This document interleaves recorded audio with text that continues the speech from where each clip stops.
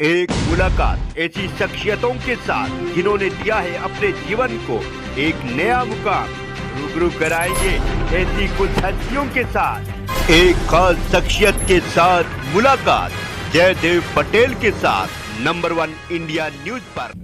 नमस्कार व्यूअर्स, मैं जयदेव पटेल और आप देख रहे हैं नंबर 1 इंडिया न्यूज। आपका एक बार फिर स्वागत है एक खास शख्सियत के साथ मुलाकात प्रोग्राम में। आज हम बात करेंगे महाराष्ट्र विधानसभा चुनाव में मनोज जरांगे पाटिल जो मराठा आरक्षण के जो प्रमुख चेहरा रहे, उनके नामांकन वापस से या उनके यूटर्न से किसको कितना फायदा होगा। और इसी के साथ साथ महाराष्ट्र विधानसभा चुनाव में शिवसेना बनाम शिवसेना और एनसीपी बनाम एनसीपी का जो एक आपस का जो टक्कर चलेगा इस चुनाव में, आखिर ये कितना प्रभावी रहेगा किसके लिए, इन्हीं तमाम मुद्दों पर बात करने के लिए हमारे साथ खास सम्मान है चुनाव विशेषज्ञ अजय शुक्ला। अजय शुक्ला जी, आपका बहुत बहुत स्वागत आज हमारे प्रोग्राम में। नमस्कार जी अजय शुक्ला जी, आपसे मेरा पहला सवाल है कि महाराष्ट्र विधानसभा चुनाव में मनोज जरांगे पाटिल जो मराठा आरक्षण के प्रमुख चेहरा रहे, उनके यूटर्न से किसका फायदा? देखिए, महाराष्ट्र में जो है 6 रीजन्स हैं।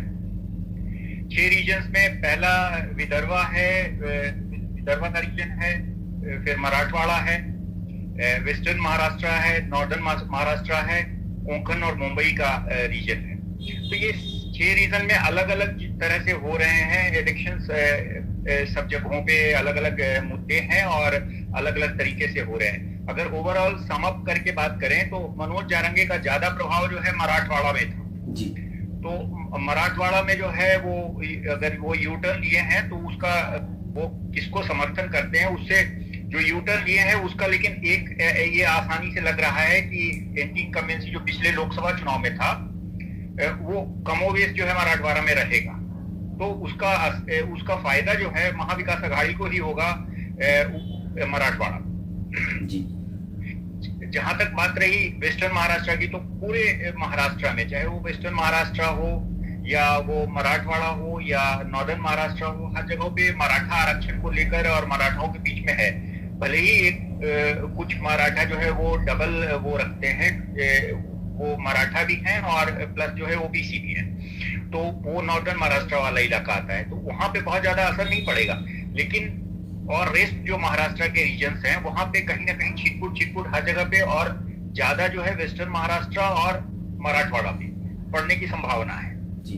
तो उसका फायदा कहीं ना कहीं महाविकास आघाड़ी को पहले फर्स्ट अगर तरीके से देख रहे हैं, अगर पहली बार, तो वो पड़ रहा है। ऐसे डिटेल में और आगे इलेक्शन चढ़ता है तो फिर और आगे पता चलेगा। अजय शुक्ला जी, महाराष्ट्र विधानसभा चुनाव में कौन कितना प्रभावी, एनसीपी बनाम एनसीपी, तो वहीं आगे शिवसेना बनाम शिवसेना? देखिए, आसान तौर पे जो है शिवसेना शिंदे और शिवसेना यूवीटी मतलब उद्धव गुट, तो शिवसेना यूवीटी और शिवसेना शिंदे में स्पष्ट रूप से पिछले लोकसभा चुनाव में जो देखा गया है, वहां कहीं ना कहीं शिंदे जो है मजबूत दिख रहे थे। जो कोंकण और मुंबई वाला इलाका है वहां पे कहीं ना कहीं मजबूत फाइट दिया था।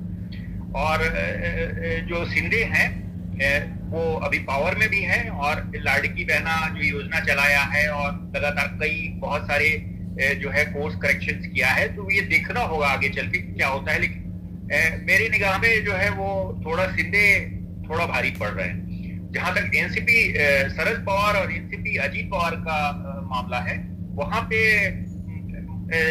अभी भी शरद पवार के साथ सिंपैथी है, क्योंकि शरद पवार अपना अंतिम चुनाव लड़ रहे हैं लगभग, और एक इस तरह के कैंपेन्स हैं। दूसरा चीज है कि आम जनता के बीच में शरद पवार का प्रभाव जो है अजीत पवार से ज्यादा है।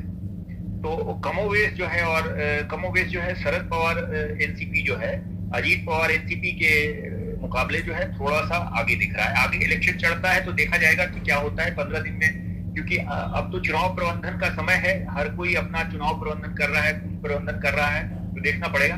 लेकिन मेरी निगाह में जो है शरद पवार आगे है जी।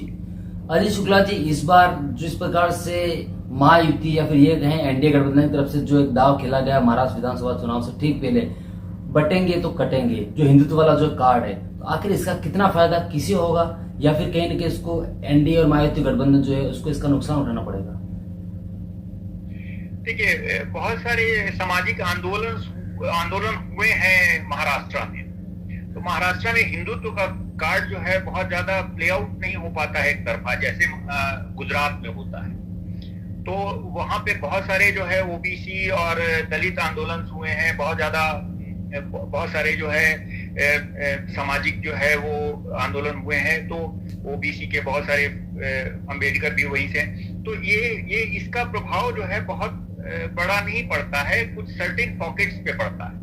तो सर्टेन पॉकेट्स पे देखना पड़ेगा। जैसे अगर मुंबई का 36 सीट मान ले, तो 36 सीट में नॉर्थ इंडियन है और सिजिबल कई पॉकेट्स में, और जो है गुजरात के हैं, बहुत सारे गुजराती मतदाता हैं, प्लस मारवाड़ी और सिंधी हैं, बाहरी मतदाता हैं बड़ी संख्या में। तो हो सकता है कि कमोवेश जो है आउटसाइडर्स मतदाता जो है उस पर प्रभाव पड़े, लेकिन ओवरऑल जो है, ओवरऑल बहुत बड़ा प्रभाव जो है महाराष्ट्र में नहीं दिख रहा है इसका। लेकिन आगे इलेक्शन चलता है, देखिए इलेक्शन में बहुत सारे रिएक्शंस और इमोशनल अपील भी काम करते हैं। तो आगे अगर कोई इस तरह की घटनाएं हो जाती हैं और कुछ इस तरह का हो जाता है तो हो सकता है, लेकिन अभी तो दिख नहीं रहा है ऐसा। जी अजीत शुक्ला जी, आपसे मेरा एक आखिरी सवाल है कि महाविकास आघाड़ी गठबंधन और महायुति गठबंधन महाराष्ट्र विधानसभा चुनाव में कहीं न कहीं सीट शेयरिंग को लेकर के दोनों ही जो दल हैं या दोनों ही जो गठबंधन है उसमें कहीं न कहीं बागी जो लोग हैं वो ज्यादा मात्रा में अगेंस्ट हैं या फिर ये कहें कि बगावत पर उतर चुके हैं। ऐसे में इसका कितना नुकसान किस गठबंधन को उठाना पड़ सकता है इस विधानसभा चुनाव में? देखिए, पहले तो सीट शेयरिंग में बहुत ज्यादा मुश्किलात हुआ, बहुत मुश्किल में लोग सीट दोनों गठबंधन बांटे, क्योंकि दोनों पार्टियां स्प्लिट कर गई थी, दो पार्टियां हो गई थी।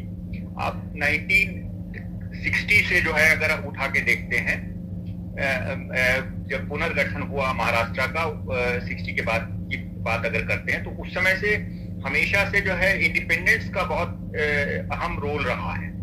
तो ये देखना पड़ेगा कि वो इंडिपेंडेंस, क्योंकि दो गठबंधन बन गए। एक बार 2014 को छोड़ के 10 से कम सीटें इंडिपेंडेंस जीते थे, नहीं तो उसके बाद हमेशा जो है वो 10 से ज्यादा जीतते रहे हैं। तो इंडिपेंडेंस की एक अहम भूमिका रहेगी, जो रेबल्स मजबूत होंगे, क्योंकि अभी बीजेपी ने तो कोशिश की है, क्योंकि उसके पास सेंट्रल में भी पावर है और स्टेट में भी पावर है, तो पावर के जोड़ पे बहुत सारे लोगों को जो है वो बैठाया है उन लोगों ने समर्थन में। लेकिन महाविकास आघाड़ी में बहुत सारे लोग हैं अभी भी, और कुछ लोग जो है वो अभी भी महायुति के हैं।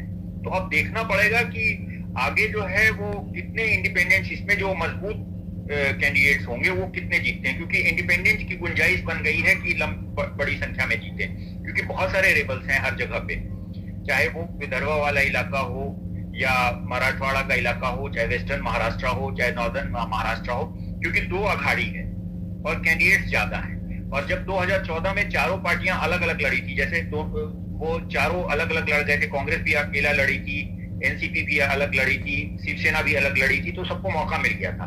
तो उस कैंडिडेट्स तो ज्यादा हैं, हर सीट पे कम से कम 4 से 5 मजबूत कैंडिडेट्स हैं। अब आगे इलेक्शन, जैसे लोकसभा का इलेक्शन हुआ तो पिछला आघाड़ी और महायुति के बीच में बटा था वोट, बहुत ज्यादा इंडिपेंडेंस को फायदा नहीं हुआ था। एक सीट इंडिपेंडेंट जीती थी पिछले लोकसभा चुनाव में, जो कांग्रेस में शामिल होगी। तो अब देखना पड़ेगा कि आगे क्या, कैसे ये चलता है इलेक्शन, क्या इंटरनली कैसे महाविकास आघाड़ी या महायुति किस तरह से मैनेज करते हैं। अगर वो लोग मैनेज करने में जो पार्टी सफल होगी उसको एडवांटेज रहेगा कहीं ना कहीं, क्योंकि वो बहुत ज्यादा नुकसान पहुंचा रहे हैं और वो हो सकता है कि उसमें इंडिपेंडेंस ज्यादा जीते। तो 23 तारीख को ये देखना होगा हम लोगों को कि इंडिपेंडेंस कितने जीत जाते हैं। जी, अजीत शुक्ला जी, आपने हमारे लिए समय निकाला, उसके लिए आपका बहुत बहुत धन्यवाद।